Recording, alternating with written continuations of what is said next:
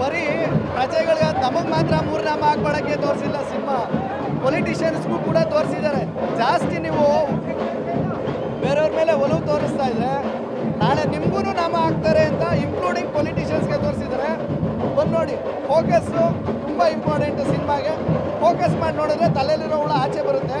Focus ಮಾಡ್ದಲೇ ನಾವು ಒಂದೇ tag line ಮೇಲೆ ನಿಂತಿದ್ರೆ ಗ್ಯಾರಂಟಿ ನೀವು 100 ಟೈಮ್ ಮೂವಿ ನೋಡಬೇಕಾಗತ್ತೆ. ದೊಡ್ಡವರೆಲ್ಲ ಏನೇನು ಹೇಳಿದಾರಲ್ಲ, ಫಾರ್ ಎಕ್ಸಾಂಪಲ್ ಇವತ್ತು ನೀವು ಇಲ್ಲಿ ಬರಬೇಕಂದ್ರೆ ನಿಮಗೆ ನಡೆದಿರೋ ಇನ್ಸಿಡೆಂಟು, ನಾನು ಹೋಗ್ಬೇಕಂದ್ರೆ ಆಗೋ ಇನ್ಸಿಡೆಂಟೇ ಸ್ಟೋರಿ. ಫ್ಯೂಚರ್ ಹೆಂಗಿರುತ್ತೆ ನಾವು ಇದೇ ಥರ ಬದುಕ್ತಾ ಇದ್ರೆ, ಕಲ್ಕಿ ಎಲ್ಲೋ ಇಲ್ಲ ನಮ್ಮಲ್ಲೇ ಇದ್ದಾರೆ ಅಂತಲೇ ಹೇಳಿರೋದು. ನೋಡೋಣ ಹೆಂಗೆ ಯಾವ ರೀತಿ ನಾವು ಬೇಗ ಫೋಕಸ್ ತೊಗೊತೀವೋ. ತುಂಬ ಚೆನ್ನಾಗಿದೆ. ಯಾವ ಅವತಾರ್ ಫಿಲಮ್ಗಿಂತಲೂ ಕಮ್ಮಿ ಇಲ್ಲ. ಏನಂದರೆ ಈಗಿನ ಪ್ರೆಸೆಂಟ್ ರಾಜಕಾರಣದಲ್ಲಿ ಬಿಟ್ಟಿ ಭಾಗ್ಯದಿಂದ ಎಲ್ಲ ಜನ ಬರ್ಬೋದಾಗ್ತಾರೆ ಅನ್ನೋದನ್ನ ಮೂವೀಸಲ್ಲಿ ತೋರಿಸಿದ್ದಾರೆ. ಬುದ್ಧಿವಂತ ಡೈರೆಕ್ಟರ್ ಅಂತ ಮತ್ತೊಮ್ಮೆ ಸಾಬೀತುಪಡಿಸಿದ್ದಾರೆ. ಫಿಲಮ್ ಒಂದು ಸರಿ ನೋಡಿದ್ರೆ ಅರ್ಥ ಆಗಲ್ಲ, ಮತ್ತೊಂದು ಸರಿ ನೋಡಬೇಕು, ಎರಡನೇ ಸರಿ ನೋಡಿದಾಗ ಅರ್ಥ ಆಗುತ್ತೆ.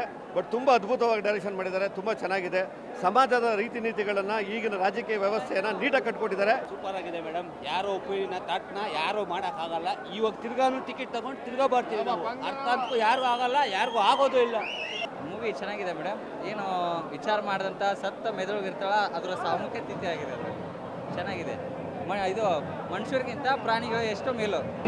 ಮೂವಿಲಿ ಸಾಮಾಜಿಕ ಕಳಕಳಿ ಜಾಸ್ತಿ ಇದೆ.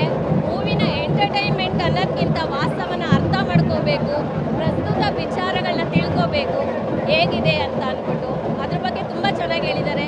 ನಮ್ಮ ಪ್ರಕೃತಿನ ಹೇಗೆ ನಾವು ಕಾಪಾಡ್ಕೋಬೇಕು ಅನ್ನೋದ್ರ ಬಗ್ಗೆ ಹೇಳಿದ್ದಾರೆ. ಸಾಮಾಜಿಕ ಕಳಕಳಿ ತುಂಬ ಇದೆ ಮೇಡಮ್. ಇದು ಮೂವಿ ಒಂದು ಲೈನ್ ಅಲ್ಲ, ನೆಕ್ಸ್ಟ್ ಲೆವೆಲ್ ಇದೆ ಮೂವಿ. ಫೋಕಸ್ ಅಷ್ಟೇ, ಲೈಫಲ್ಲಿ ಫೋಕಸ್ ಮಾಡಬೇಕು. ಈ ಪಿಕ್ಚರ್ ನೋಡುವಾಗ ಫೋಕಸ್ ಮಾಡಬೇಕು.